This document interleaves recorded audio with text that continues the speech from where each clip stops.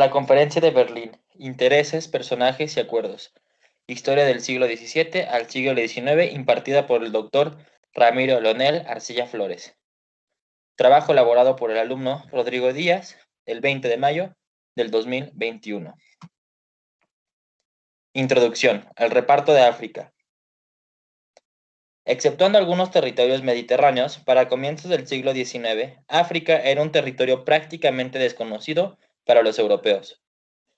Los primeros a adentrarse fueron los miembros de las expediciones europeas, en su mayoría protagonizados por ingleses y franceses, pero también por algunos belgas, italianos y portugueses.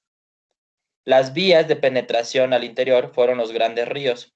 Para los británicos fue el Níger, para los franceses el Senegal y para los belgas el Congo. La expansión europea por el continente africano reavivó las frescas rivalidades entre las potencias imperialistas, principalmente entre Francia y Gran Bretaña.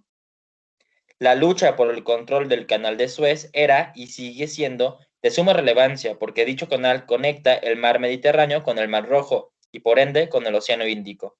Si bien Francia lo tenía bajo su órbita de influencia, Gran Bretaña aprovechó la guerra franco-prusiana y la caída de Napoleón III para hacerse del control de Egipto y también del canal. Fashoda cobra relevancia porque es el punto en donde los ejes territoriales de Francia, que iban de este a oeste, y de Gran Bretaña, que iban de norte a sur, chocaron.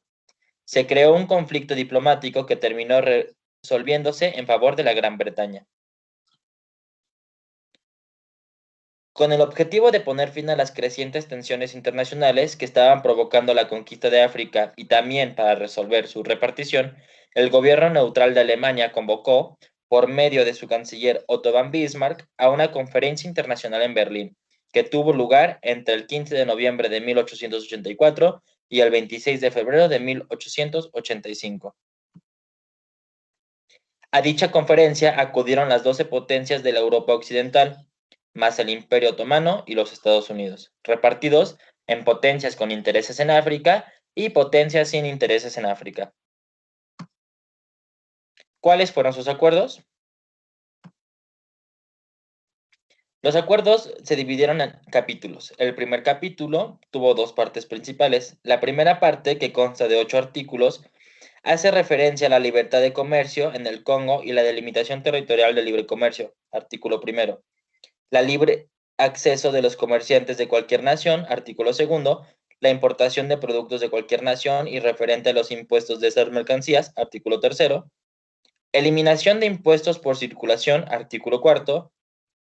Y derechos de monopolio de las potencias signatarias y defensa de las propiedades, artículo 5. La segunda parte del capítulo primero finalmente hace referencia a la protección de los nativos, la libertad religiosa y la eliminación de la esclavitud, artículo 6, así como la implementación del convenio de la Unión Postal Internacional en la zona, artículo 7. Estos derechos estarán vigilados por una Comisión Internacional de Navegación del Congo, artículo 8.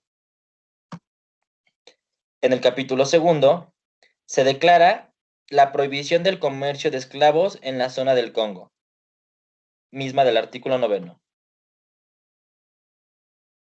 En el capítulo tercero, la neutralidad de los territorios y el mantenimiento de esta, pese a una posible guerra, artículos 10 y 11. En caso de disputas de soberanía o de límite, se podrá recurrir a la mediación de un tercero, artículo 12. El capítulo cuarto y quinto hace referencia a la libre navegación por el río Congo y el río Níger, respectivamente. En el río Congo se establece la libre navegación, artículo 13, sin restricción, artículo 14. Igual aplicación a los afluentes, artículo 15, a los medios de transporte distintos al río, artículo 16. Además, se crea una comisión internacional para velar por estas disposiciones, artículo 17, su inviolabilidad, artículo 18, y su constitución, artículo 19.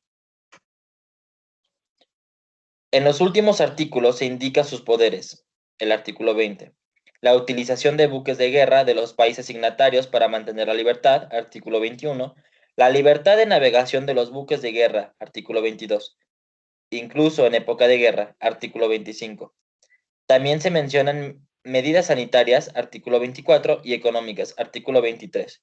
Para el río Níger se establecen los mismos criterios, artículo 26 al 29 y el 33, salvo los aspectos militares que son asumidos por Gran Bretaña y Francia en los tramos del río que discurre por sus colonias, artículo 30 al 32. En el capítulo cuarto hace referencia a la forma de ocupación.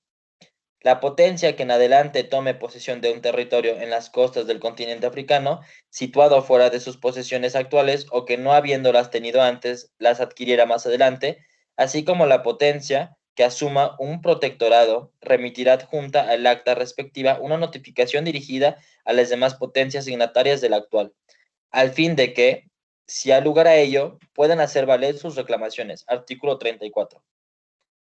Y las potencias signatarias de esta acta reconocen la obligación de mantener en los territorios que ocupen en la costa del continente africano la autoridad competente para hacer respetar los derechos adquiridos y, en caso necesario, la libertad de comercio y de tránsito en las condiciones que se hubieren estipulado.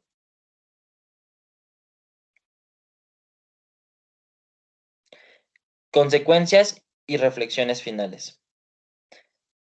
Como consecuencias, pudimos ver que África se repartió en 5 grandes zonas de influencia, que fue el norte de África, la costa occidental, la zona ecuatorial, África oriental y África austral. Algunas de las consecuencias más tangibles que se pudo tener fue el enorme acceso a los recursos africanos que la revolución industrial estaba solicitando, un gran número de genocidios y de divisiones étnicas que vivió debido a este reparto irresponsable de tierras, un incremento del comercio de la esclavitud, o si bien su no abolición, un gran número de migraciones que anteriormente no se había visto debido a la gran oferta que el reparto de África estaba generando, una creación de infraestructuras, principalmente en marítimas y en los ríos, la llegada de nuevas tecnologías y medicinas debido a la explotación de los recursos africanos y una transformación de la estructura social africana que podemos ver hasta el día de hoy. Algunas referencias. Muchas gracias por su atención.